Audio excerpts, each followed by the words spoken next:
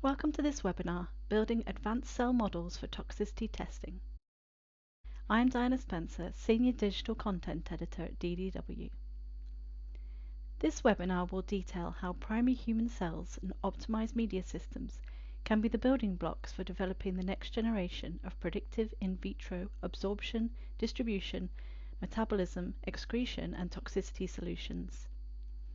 You will learn about Lonza's primary cells and media systems for optimized toxicity testing, how to evaluate toxicity in different physiological systems, and how to develop advanced biologically relevant models using a sophisticated portfolio of products and custom services. The event will feature Kevin Grady, Senior Market Development Manager, and Manisha Nautiyal, Principal Scientist R&D. Kevin has worked in technical product support, product management, and marketing at several key suppliers and is currently focused on developing Lonza's participation in the drug discovery market for small molecules. Manisha is an interdisciplinary scientist with extensive experience in vitro assay development for drug discovery and preclinical drug safety studies. She currently leads several R&D innovation projects to support and expand Lonza's primary cell assay and media portfolio. Thanks everyone for attending today's webinar entitled Building Advanced Cell Models for Toxicity Testing. In today's webinar, I will briefly provide some background on Lonza's robust portfolio of primary cells and the optimized media systems to support the growth and functionality of those cells. Additionally, we will discuss how Lonza can be your partner in your drug discovery and development workflow and for toxicity research and testing. I will then turn the presentation over to my colleague, Dr. Manisha Nautiyal, from our research and development team. Manisha will provide details on how R&D used Lonza products to build biologically relevant models for hepatotoxicity testing, respiratory infection and toxicity, angiogenesis and vascular toxicity, and dermal toxicity. For all the models, Manisha will also provide pertinent performance data. Lonza Bioscience has a rich history of continuous investment and expansion within Lonza. Lonza itself started as a small chemical company on the River Lonza in Switzerland. After almost a century of expanding its chemical business, Lonza invested in biotech research activities to develop cell lines and media for commercial protein production. In the late 2000s, Lonza further expanded their footprint in the life science industry with the acquisition of Cambrex, BioWhitaker, and Amaxa. More recently, Lonza Bioscience reestablished themselves in the ADMET tox market with the acquisition of TRL, and in 2018 created a Center for Cell Excellence in Durham, North Carolina. And that's where all of our cell production and R&D is based. You are often faced with making the right choices in drug discovery by considering the right target, the right tissue, the right safety, and the patient, which correlates to a very large degree on which biological model system is used for the desired disease setting. Hence, the development of an in vitro and in vivo model systems that best reflects the biology of the given disease has become key during target validation, lead optimization, and preclinical phases.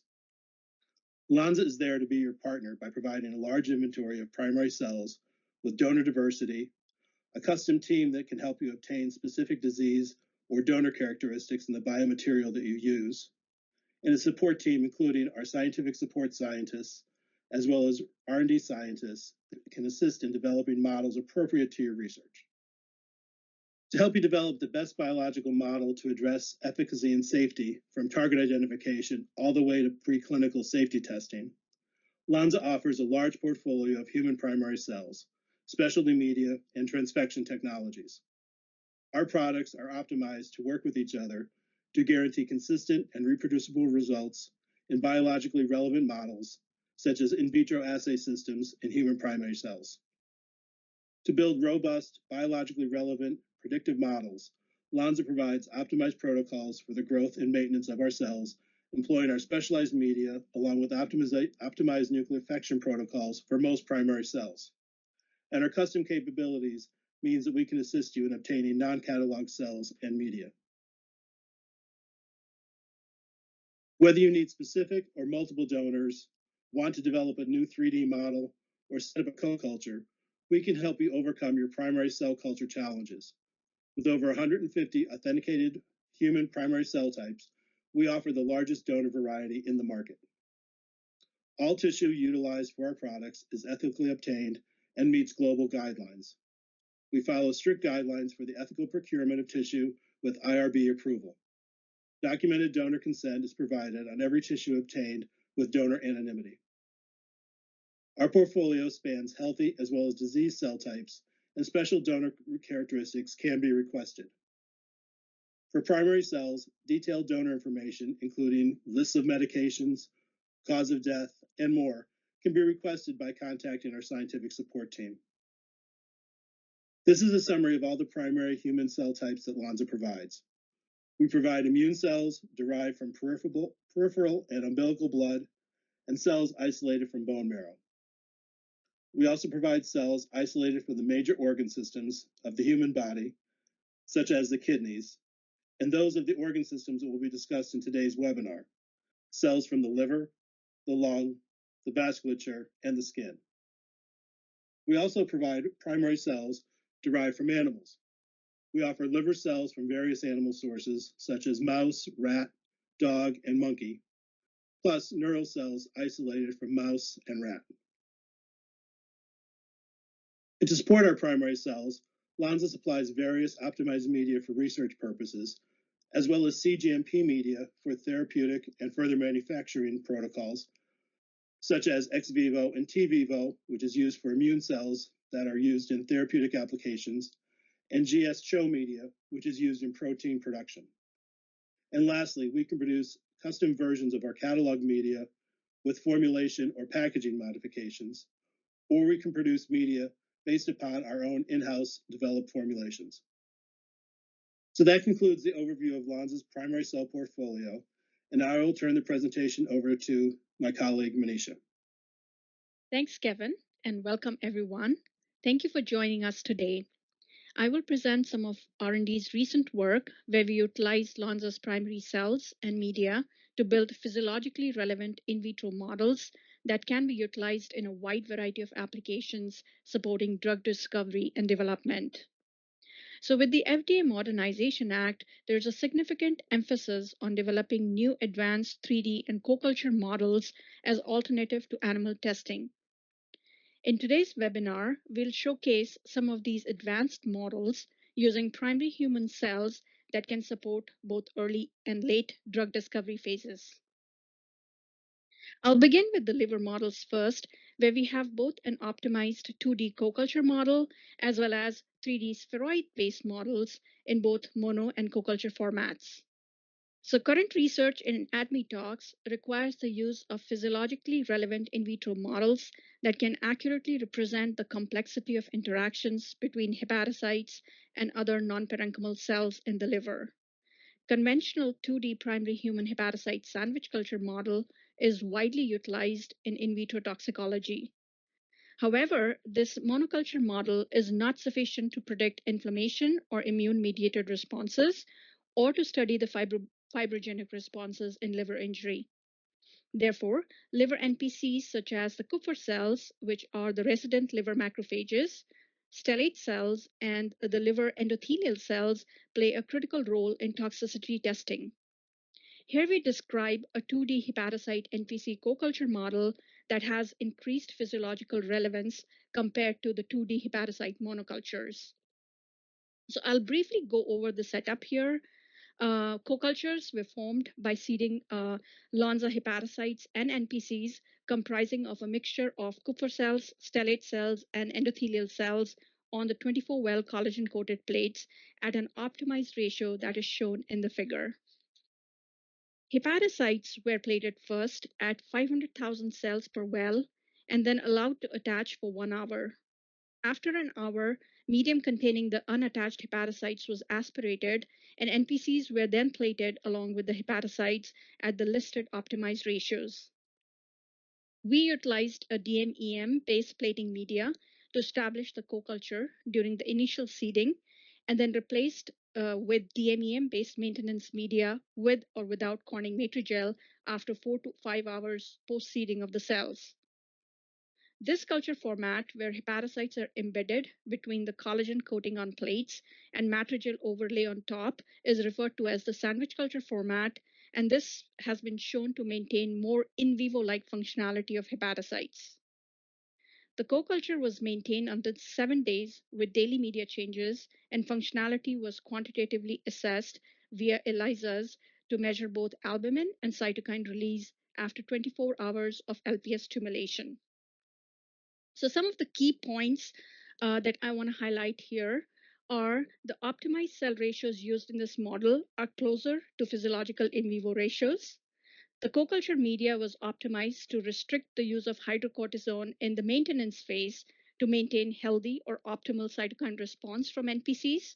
And finally, both Lonza's matched as well as mismatched donor pairs of hepatocytes and NPCs were tested in this model.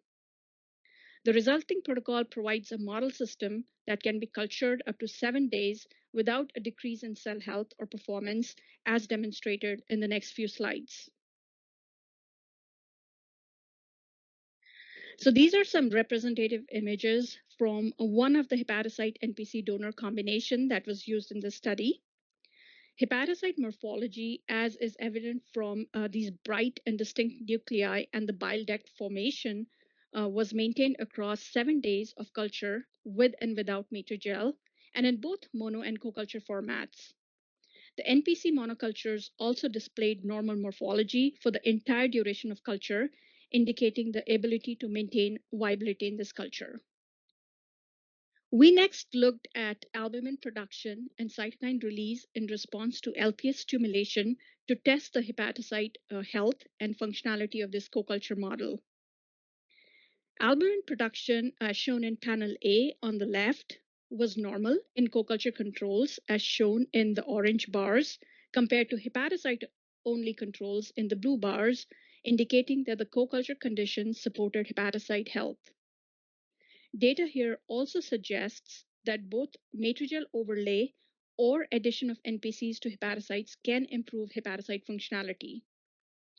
Additionally, the cytokine release profiles for NPCs stimulated with LPS, shown in green bars, was significantly higher in co-cultures compared to both the hepatocyte and NPC monocultures, regardless of the matrigel addition, indicating that a functional NPC population can elicit proper responses to stimulation, as shown in panels B through D.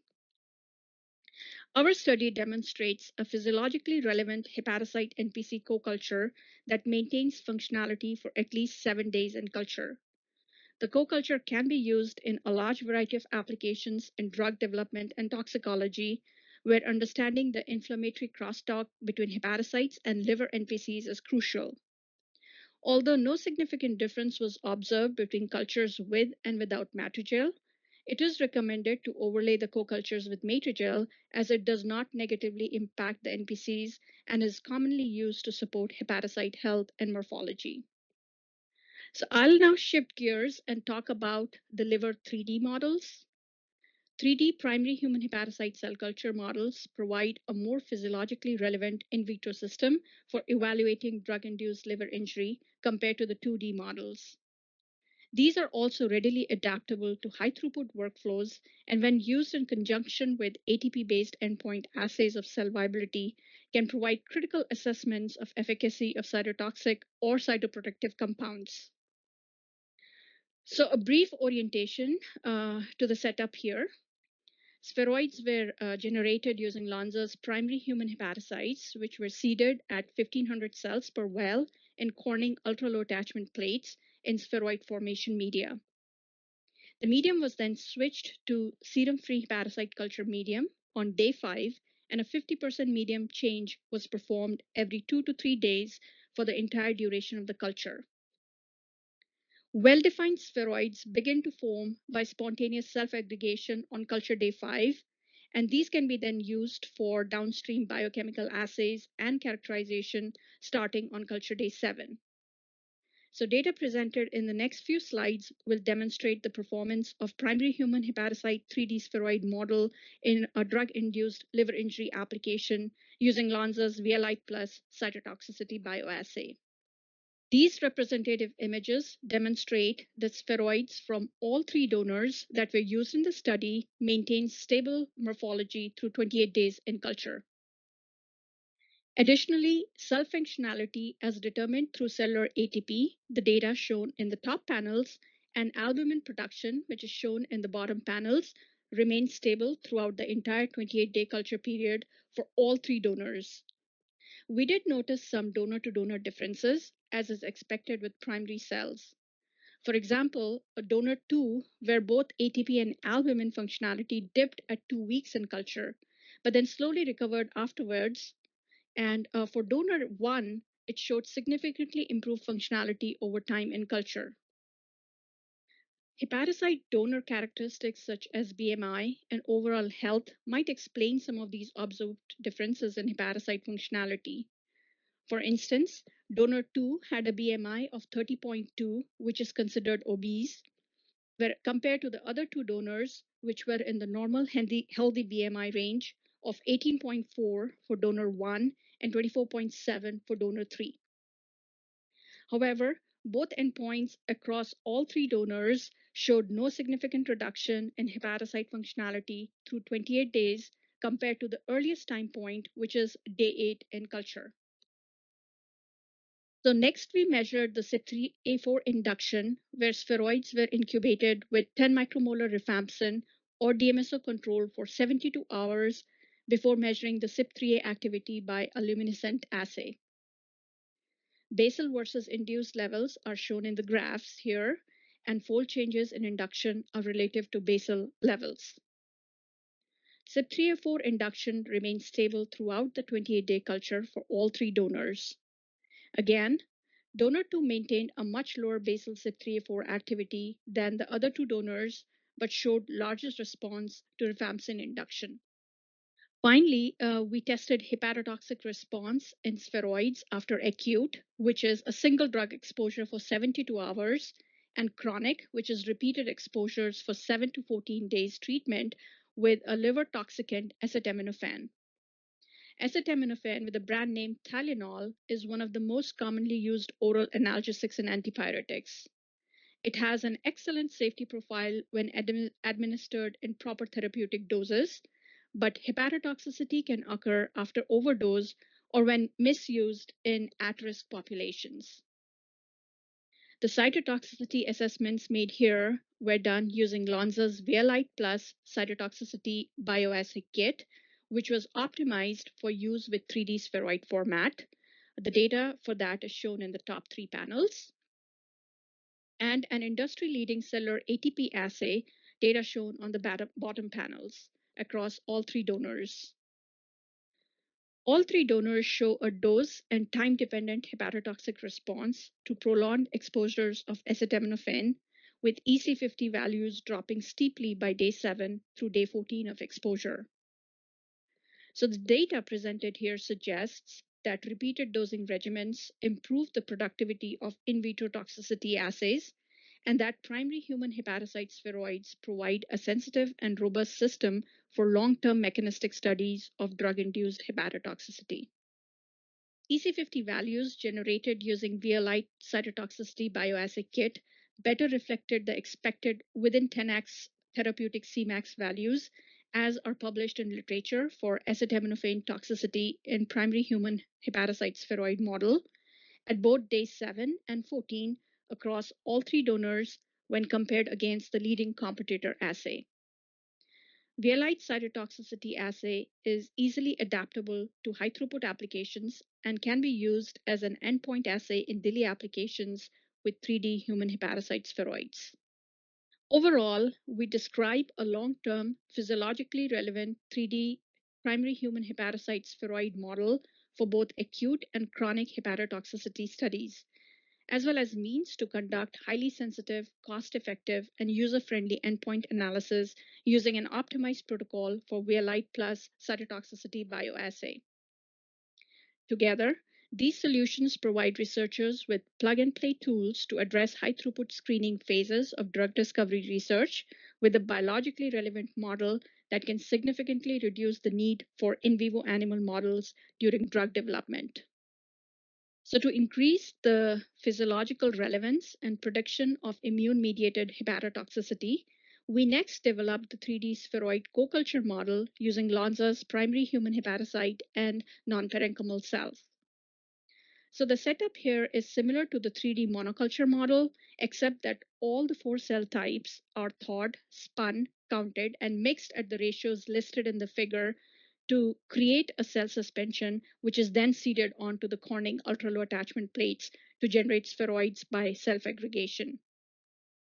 Another point to note here is that the hepatocytes are thawed in Lonza's primary hepatocyte thaw media, but the NPCs are thawed directly in spheroid formation media, spun, resuspended, and then counted for seeding. We made an interesting observation in this study and found that hepatocyte donors that are not qualified for spheroid formation in monoculture format are able to form spheroids in co-culture with NPCs. We used a total of 6 donors, 3 spheroid qualified and 3 non-spheroid qualified, and mismatched hepatocyte NPC donor pairs for this study. We next looked at the albumin production and cytokine release in response to LPS stimulation in the co-cultures. Albumin concentration, as shown in the left panel, were similar between co-cultures and monocultures and were lowest in co-cultures stimulated with LPS, shown in the middle bars. This further indicates a positive physiological relevance by primary human hepatocyte spheroids to co-culturing with NPCs, as well as a negative physiological response to LPS-induced inflammation, which is expected in a healthy 3D spheroid hepatocyte NPC co-culture. Cytokine release over the course of co-culture remains significantly higher for LPS-stimulated co-cultures compared to unstimulated controls. Overall, our study demonstrates a functional 3D spheroid hepatocyte NPC co-culture model that can be utilized in a wide variety of high-throughput applications in ADMET, where obtaining physiologically relevant data on inflammatory crosstalk between hepatocytes and NPCs is important. So this concludes the section on liver models. Next, I will present our 3D airway co-culture model for respiratory toxicity and disease research. Created using Lonza's proprietary BALI, bronchial air liquid interface media system, this co-culture model utilizes Lonza's bronchial epithelial cells along with our cryopreserved human peripheral blood mononuclear cells, or PBMCs, to simulate the interactions between immune system and the lining of the lungs. This model is relevant for both toxicological exposures to allergens and sensitizing agents, as well as immune-modulated damage to the lungs by diseases such as COVID-19. Optimizing this model was challenging as it required a balance of many factors, including media supplementation, composition, and changing regimen. The optimized protocol involves a 3-week culture where bronchial epithelial cells are cultured in BALI media upon Corning transfer plates and differentiated into stacked membrane of cells such as those found in the lining surface of the bronchial tubes. At the end of this time point, the BALI media was removed from the basal chamber of the transfer plates and replaced with a 50-50 mix of BALI medium and Lonza's ex vivo 15 immune cell medium, with all BALI supplements and the inducers added at full strength to the mixture.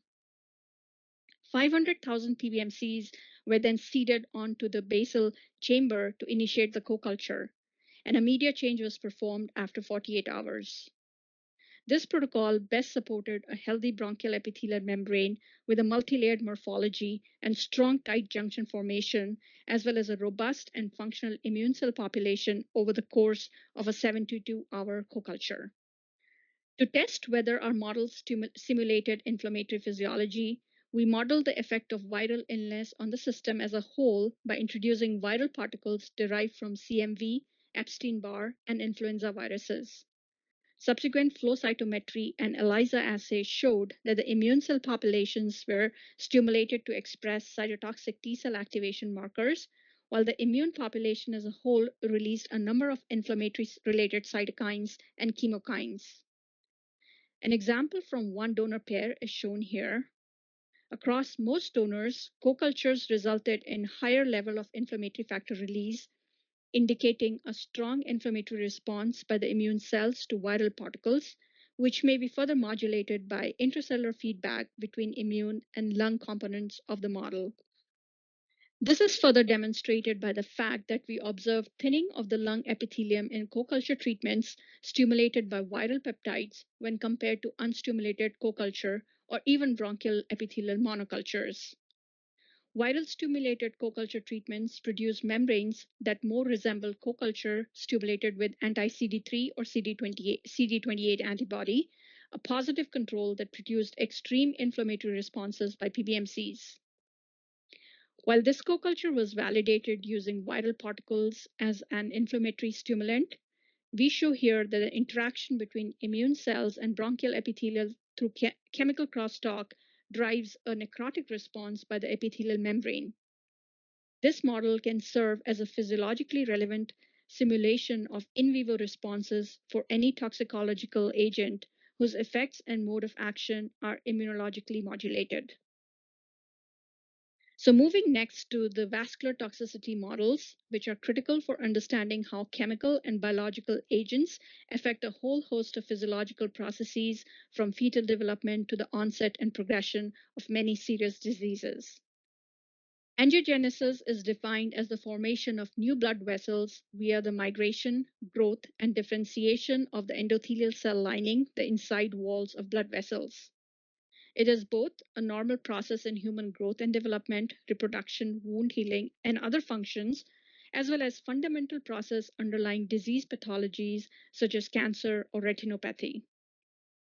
We have also developed culture and assay protocols for vascular toxicity models that measure the impact of chemical agents on the rate of angiogenic tube formation of Lonza's human umbilical vein endothelial cells or HUVECs in vitro.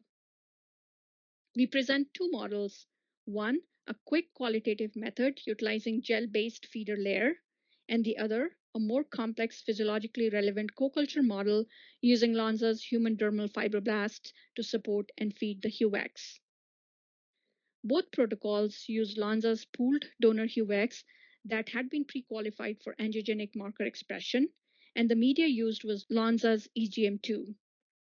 The gel-based protocol tested several different types of gel feeder layers and seeding densities of HUVECs, while the fibroblast co-culture optimized both the cell densities of HUVECs and fibroblasts, as well as the level of VEGF supplementing the medium. The final optimized protocols are outlined in the two workflows shown here. The qualitative gel-based method requires a passaging step to passage 2 prior to assay establishment, but when plated, obtains results within 24 hours. In the co-culture method, cells can be plated directly out of cryopreservation without expanding and passaging, and the results are obtained in 5 days. Both methods are validated as toxicological assays by treating them with an 8-point titration of suramin, a widely used angiogenic inhibitor. The gel-based method displayed clear angiogenic inhibition at a dose of 24.5 micromolar. Literature values have generally established 20 micromolar as an inhibitory dose of suramin, though it depends on the culture format and conditions. Obtaining quantified measures of tube formation using this method is difficult due to visual interference with the live cell imaging device by the gel. However, this method is extremely advantageous in that it is high throughput and results are obtained 24 hours after assay initiation. When paired with live cell imaging, a large number of compounds could be quickly and visually screened at once for either pro or anti-angiogenic effects. The co-culture model is more physiologically relevant in that it uses dermal fibroblasts as feeder layer. This allowed for better health and performance by the HUVECs, negating the need for a round of passaging prior to assay establishment. In this assay, we were able to establish a quantitative measure of angiogenic tube formation using the Sartorius IncuCyte angiogenesis module. This module images and measures the length and branches of tubes formed over time. The bottom right panel in this image shows pink lines overlaid with the software on the tubes highlighted in the bottom left panel. We found that for the co-culture model, a VEGF concentration of 313 picomoles promoted the best angiogenic tube formation over the longest period of time. When we validated this assay using an 8-point titration of pseudomin, we found that though there was variation across the 3 pooled donors, pseudomin doses between 7.8 and 24.7 micromolar showed increasing inhibition with near complete inhibition above 24.7 micromolar. One surprising finding was that below an inhibitory dose, pseudomin actually seemed to increase rates of angiogenic tube formation when compared to the control treatment. One major benefit of this protocol in particular is that by using live cell imaging, there is no need to sacrifice replicates across time in order to stain and quantify tube formation, as the software does this in real time.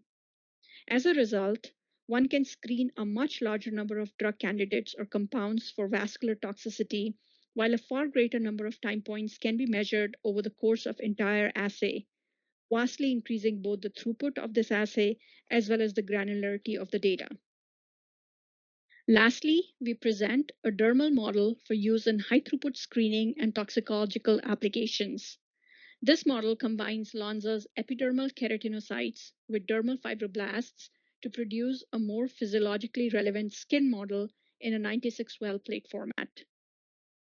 Keratinocytes, the most abundant cell type in the skin's epidermis, form the first layer of defense against pathogens, toxins, and other foreign agents. They're responsible for initiating wound healing as well as immune and inflammatory responses through chemical messaging and cellular crosstalk. Fibroblasts support keratinocytes through a variety of cell-to-cell interactions to maintain overall homeostasis of the skin barrier. The challenge of creating a stable co-culture of keratinocytes and fibroblasts lies in striking a balance between the media needs of the two cell types.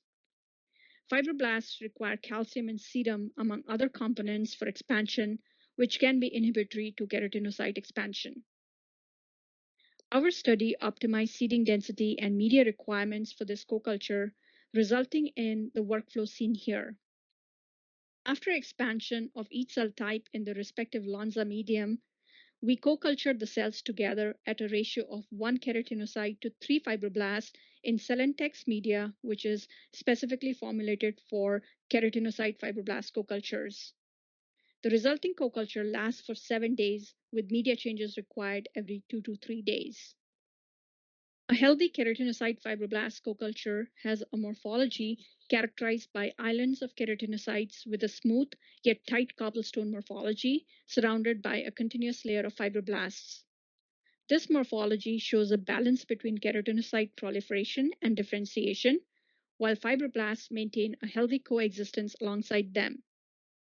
Imbalances in media composition lead to overproliferation of one cell type over the other, where keratinocytes either differentiate too quickly, thus dying out and allowing fibroblasts to overproliferate, or do not differentiate enough and thus allowing overproliferating and dominating the plate. In our model, islands of keratinocytes begin forming by day 4 and are present throughout day 7, indicated by orange arrows in this figure. ICC imaging of this model shows even layers of fibroblasts, shown in red, interwoven through the clusters of green keratinocytes with few dead cells, shown in pink. This model can be used in a variety of applications, from skin sensitization to wound healing. Moreover, it is specifically formatted for a 96-well plate format, allowing for high throughput screening and assessments of toxicological compounds. So that concludes our presentation of the primary cell advanced toxicological models across a wide diversity of organ systems. Finally, to summarize, Lonza is a solution supplier for toxicology, offering a broad portfolio of primary cells with optimized media systems that can be used to create predictive, physiologically relevant models. We provide researchers with plug-and-play tools to address high-throughput screening phases of drug discovery research. We offer optimized application-focused solutions for liver, lung, vasculature, and skin toxicology, and more, designed with physiological relevance in mind. Protocols and technical data is available on our website or upon request. Please visit our website or reach out to Lonza technical support scientists or your Lonza sales representative to find the solutions to your applications today. Thank you for attending this webinar. Thank you both for that excellent talk.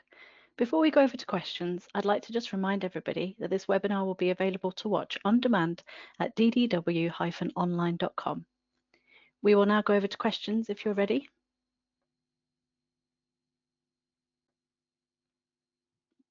Hi. Okay, so our first question, can non-spheroid forming hepatocyte lots be used for spheroid studies if co-cultured with NPCs? Does having matched donor NPCs matter here? So yes, in our study, we did observe that the non-spheroid forming hepatocytes do form spheroids when they're in this co-culture format with NPCs. Somehow it's more physiological, and I think others, not just us, but others also have observed this in literature and findings. So it's an interesting observation, and yes, I think we validated this in like at least 3 donors now.